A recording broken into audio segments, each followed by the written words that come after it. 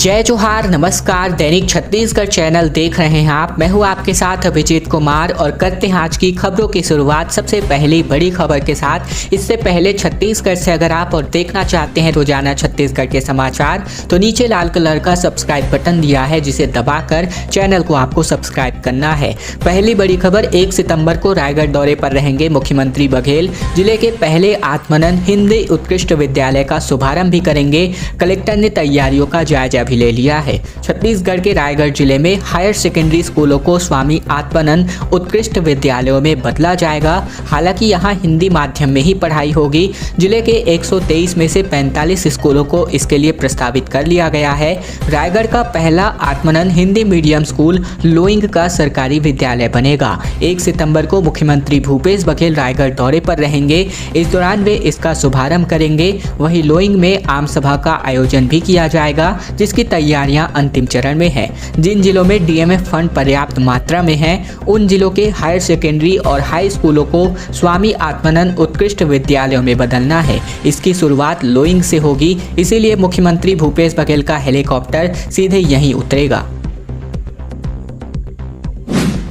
हड़ताली कर्मचारियों को सरकार का ऑफर निकलकर सामने आ रहा है। 2 सितंबर तक काम पर लौटे तो अवकाश मानकर पूरा वेतन दिया जाएगा। सुरक्षा भी यहां पर उपलब्ध कराई जाएगी। दरअसल छत्तीसगढ़ के हड़ताली कर्मचारियों के लिए राज्य सरकार ने नया प्रस्ताव जारी किया है। सामान्य प्रशासन विभाग ने कहा है कि अगर कर्मचारी 2 सितंबर तक भी काम पर लौट आए तो उनका वेतन नहीं काटा जाएगा। हड़ताल अवधि को अवकाश मानकर पूरा वेतन दिया जाएगा। सामान्य प्रशासन विभाग की उप सचिव मेरी खेस ने बीती शाम को एक नया परिपत्र जारी किया। इस परिपत्र में सभी विभागाध्यक्ष, राजस्व मंडल, सभी संभागायुक्त और सभी कलेक्टर को जारी परिपत्र में हड़ताल से संबंधित निर्देश दिए गए हैं। सामान्य प्रशासन विभाग की ओर से कहा गया है कि शासन के ध्यान में यह बात लाई गई है कि अनिश्चितकालीन हड़ताल में शामिल हुए बहुत से अधिकारी कर्मचारी काम पर लौटना चाहते हैं। विभाग ने ऐसे सभी अधिकारियों और कर्मचारियों को उनके कार्यालय में पर्याप्त सुरक्षा उपलब्ध कराने को कहा है। एक और निर्देश देते हुए उप सचिव ने लिखा है कि हड़ताल में शामिल अधिकारी कर्मचारी अगर 1 सितंबर अथवा 2 सितंबर को अपने काम पर उपस्थित होते हैं तो उनकी हड़ताल को अवधि मानकर अवकाश स्वीकृत करने के लिए यहां पर उसका भुगतान किया जाएगा। प्रदेश में अब छात्र संघ चुनाव की सुगबुगाहट तेज हो गई है। छात्र संगठनों ने इसकी मांग कर रखी थी। दरअसल छत्तीसगढ़ में छात्र संघ चुनाव की सुगबुगाहट अब तेज होती नजर आ रही है। छात्र संगठनों द्वारा छत्तीसगढ़ में जल्द ही चुनाव कराए जाने की मांग की जा रही है। प्रदेश में पिछले 6 सालों में छात्र संघ चुनाव नहीं हो पाए हैं। पिछले 2 साल कोरोना संक्रमण के कारण भी एजुकेशन सेक्टर प्रभावित रहा। वहीं इस साल स्थितियां सामान्य हैं। ऐसे में जल्द से जल्द छात्र संघ चुनाव करने की मांग उत्पन्न हो रही है। उच्च शिक्षा विभाग ने एकेडमिक कैलेंडर 2022-23 में छात्र संघ चुनाव प्रक्रिया के लिए 3 सितंबर से 9 सितंबर की तारीख निर्धारित की है। हालांकि शासन के निर्देशानुसार छात्र संघ चुनाव पर मुहर लग सकती है। ऐसे में सरकार की ओर से अभी तक छात्र संघ चुनाव को लेकर कोई निर्णय नहीं लिया गया है। बता दें कि छत्तीसगढ़ में 13 शासकीय विश्वविद्यालय और 11 प्राइवेट विश्वविद्यालय हैं। इनमें से एक केंद्रीय विश्वविद्यालय भी शामिल है। प्रदेश में तकरीबन 800 से अधिक कॉलेजों में 4 लाख से अधिक स्टूडेंट्स पढ़ाई कर रहे हैं। प्रदेश के इस जिले को एक बार फिर से 8वीं तहसील मिल चुकी है। 36 गांव इसमें शामिल होंगे। राजपत्र में इसकी जानकारी प्रकाशित हो गई है। दरअसल प्रदेश में कांग्रेस की सरकार बनने के बाद से ही जिलों की संख्या लगातार बढ़ाई जा रही है। इसी कड़ी में कोरिया जिले में एक और सौगात मिल चुकी है। कोरिया जिले के पोड़ी बचरा को तहसील का दर्जा मिल चुका है। पोड़ी बचरा जिले की 8वीं तहसील होगी और इस बात की जानकारी छत्तीसगढ़ राजपत्र में प्रकाशित हो चुकी है। बता दें कि पोड़ी बचरा को तहसील बनाने की मांग लंबे समय से हो रही थी। इस बीच इस मांग को पूरा करते हुए पोड़ी बचरा को चिरमिरी और खड़गवां तहसील से अलग करके नया तहसील बनाया गया है। इस तहसील में 15 पटवारी हल्का के 36 गांव शामिल होंगे। झारखंड के विधायकों की छत्तीसगढ़ में बाड़ेबंदी की जा रही है। झारखंड मुक्ति मोर्चा और कांग्रेस महागठबंधन के 32 विधायकों को रायपुर लाया गया। संकट टलने तक यही रहेगा बहुमत। दरअसल छत्तीसगढ़ में झारखंड के राजनीतिक संकट का नया अध्याय राजधानी रायपुर में शुरू हो रहा है, क्योंकि बीती शाम को झारखंड मुक्ति मोर्चा और कांग्रेस महागठबंधन के 32 विधायक रायपुर लाए गए। इनमें मुख्यमंत्री हेमंत सोरेन और कुछ बड़े मंत्री शामिल नहीं हैं। इन विधायकों को राजनीतिक बाड़ेबंदी के तहत तहत नवा रायपुर के एक होटल रिसोर्ट में ठहराया गया है। बताया जा रहा है कि झारखंड सरकार पर संकट टलने के बाद ही इन विधायकों को रांची वापस ले जाया जाएगा। यानी अगले कुछ दिनों तक सरकार तो रांची में रहेगी, लेकिन बहुमत रायपुर में होगा। ऑफिस ऑफ प्रॉफिट के एक नए मामले में निर्वाचन आयोग ने मुख्यमंत्री हेमंत सोरेन, जो कि झारखंड के मुख्यमंत्री हैं, इनकी विधानसभा सदस्यता रद्द करने की सिफारिश की है। राज्यपाल रमेश बैस, जो कि झारखंड के राज्यपाल हैं, इन सिफारिश पर अभी भी कोई फैसला नहीं लिए हैं। इसकी वजह से वहां राजनीतिक संकट गहरा चुका है। महागठबंधन को आशंका है कि भाजपा उनके विधायकों को हॉर्स ट्रेडिंग के जरिए तोड़ने की कोशिश कर रही है। इसकी वजह से सभी विधायकों को एक साथ रखने की जरूरत बढ़ चुकी है। सबसे बड़े सरकारी अस्पताल में दवाएं ही नहीं है, सिम्स जिला अस्पताल में एंटीबायोटिक्स तक नहीं है। आपातकालीन स्थिति से निपटने का संकट गहरा रहा है। 2 माह से सप्लाई बंद हो चुका है। छत्तीसगढ़ के बिलासपुर के सरकारी अस्पतालों में मरीजों के लिए जरूरी दवाइयां उपलब्ध नहीं है। स्थिति ये है कि swine flu, diarrhoea, BP, sugar और एंटीबायोटिक्स जैसी मुफ्त में मिलने वाली दवाएं भी मरीजों को बाहर से खरीदनी पड़ रही हैं। इसकी वजह से गरीब और निम्न आय वर्ग के लोगों की जेब ढीली करनी पड़ रही है। यह हालात संभाग के सबसे बड़े सरकारी हॉस्पिटल का है, जहां लोग दूर दराज से इलाज कराने आते हैं। दरअसल छत्तीसगढ़ मेडिकल सर्विसेज कॉरपोरेशन यानी कि CGMSC अस्पतालों में दवाइयों की सप्लाई नहीं कर रहा है। वहीं जरूरी दवाइयों की लोकल परचेजिंग भी नहीं हो पा रही है। ऐसे में अस्पताल प्रबंधन और डॉक्टर उन्हें जेनरिक औषधि केंद्र में सस्ती दवाइयां लेने की सलाह दे रहे हैं।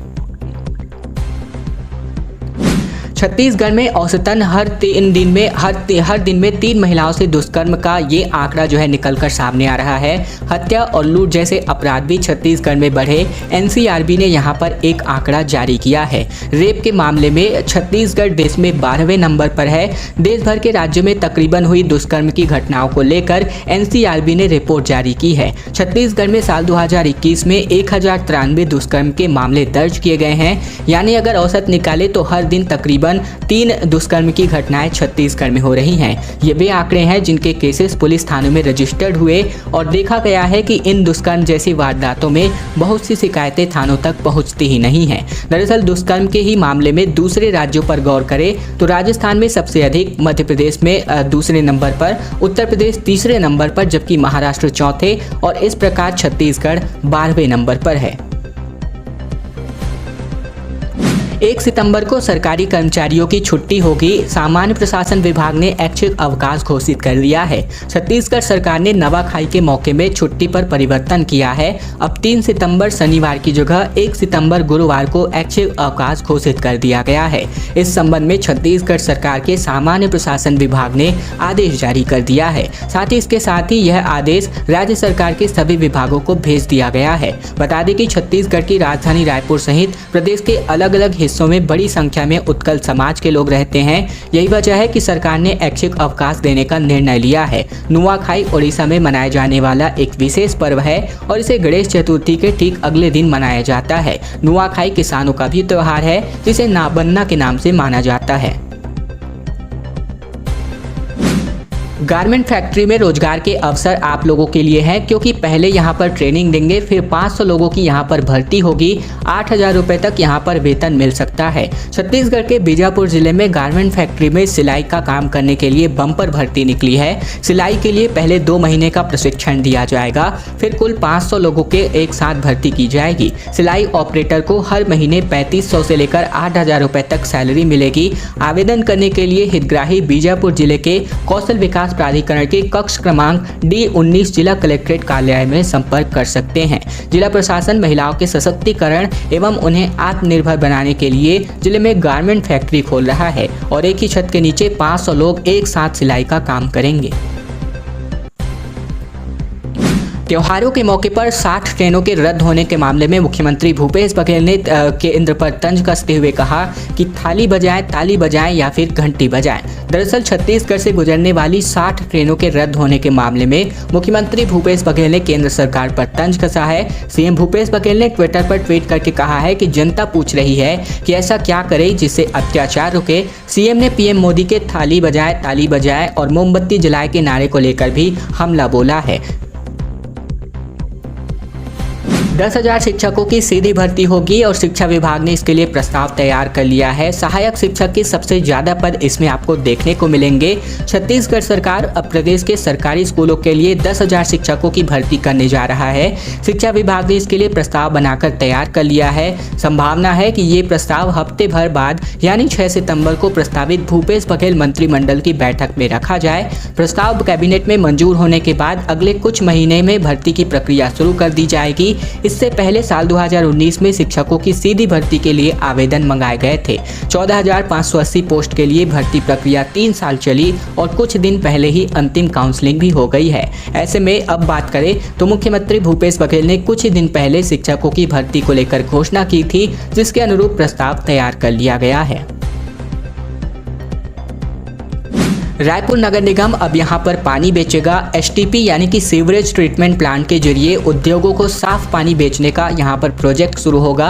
शहर में हरियाली बढ़ाने पर भी काम किया जाएगा। रायपुर नगर निगम अब औद्योगिक घरानों को पानी बेचने की तैयारी कर रहा है। इसके लिए प्रोजेक्ट तैयार कर लिया जाएगा। दरअसल महापौर एजाज ढेबर ने बताया कि पानी बेचने के प्लान पर हम काम कर रहे हैं। हाल ही में शहर में हुए महापौर परिषद के राष्ट्रीय सम्मेलन में ये आइडिया गुजरात के मेयर के साथ एजाज ढेबर ने डिस्कस किया है। गुजरात में ही इस तरह से काम हो रहे हैं। एजाज ढेबर ने कहा कि हम अब वाटर सरप्लस सिटी बनाने की दिशा में कार्य करेंगे। हमने रायपुर में एसटीपी यानी कि सीवरेज ट्रीटमेंट प्लांट बना लिए हैं। नालों का पानी साफ किया जा रहा है और ये पानी अब हम उद्योगों को बेचेंगे। आईएएस आईपीएस अफसरों का एचआरए बढ़ा दिया गया है। 7वें वेतन आयोग के मुताबिक 9 से लेकर 27% तक की बढ़ोतरी हुई है। कर्मचारी बोले यह जले पर नमक डालने जैसा है। दरअसल छत्तीसगढ़ में काम कर रहे अखिल भारतीय सेवा के अधिकारियों का गृह भाड़ा भत्ता यानी कि एचआरए बढ़ा दिया गया है। यह बढ़ोतरी 7वें वेतन आयोग की सिफारिशों के आधार पर हुई है। प्रदेश में कर्मचारी संगठनों का कहना है कि यह जले पर नमक जैसा है। इसकी मांग को लेकर के प्रदेश के 4 लाख से अधिक कर्मचारी पिछले 8 दिनों से भी अधिक के वक्त पर हड़ताल पर बैठे हुए हैं और इनकी कोई सुनवाई नहीं हो रही है। सामान्य प्रशासन विभाग ने पिछले सप्ताह यह आदेश जारी किया था। इसके मुताबिक जुलाई 2017 में जारी केंद्रीय वित्त मंत्रालय के कार्यालय ज्ञापन के मुताबिक महंगाई भत्ता 25% से अधिक होने पर अखिल भारतीय सेवा के अधिकारियों का गृह भाड़ा भत्ता 7वें वेतन आयोग की सिफारिशों के मुताबिक अनुपात में बढ़ाया जाना है। अंतिम बड़ी खबर जहां पर हड़ताली कर्मचारियों को भाजपा का साथ मिल रहा है। पूर्व मंत्री चंद्राकर का कहना है कि डरने की जरूरत नहीं है। भाजपा की सरकार बनने पर सौगात पूरा करने का वादा किया जा रहा है। दरअसल छत्तीसगढ़ में कर्मचारी हड़ताल पर हैं। आम आदमी के काम अटके हुए हैं, तो वहीं इस बीच भाजपा के कर्मचारियों को फुल सपोर्ट करने का ऐलान कर दिया गया है। दरअसल छत्तीसगढ़ प्रदेश भाजपा के मुख्य प्रवक्ता पूर्व मंत्री अजय चंद्राकर ने हड़ताली कर्मचारियों का वेतन रोककर सर्विसेज ब्रेक के आदेश का विरोध किया है। उन्होंने अगले साल भाजपा की सरकार बनते ही भाजपा इस फरमान को रद्द कर देगी। कर्मचारी बिना डरे हक की लड़ाई पूरी ताकत से लड़ें। चंद्राकर ने कहा कि साल 2006 के जिस नियम को बताकर कर्मचारियों की सर्विसेज ब्रेक का फरमान सुनाया जा रहा है वो आज प्रासंगिक नहीं है। तब परिस्थितियां अलग थी। फिलहाल ये सभी बातें मीडिया से चर्चा करते हुए पूर्व मंत्री अजय चंद्राकर ने कही हैं। खैर दोस्तों, आज की खबरों का सिलसिला बस यहीं तक का था। वीडियो पसंद आए तो वीडियो को लाइक कीजिए।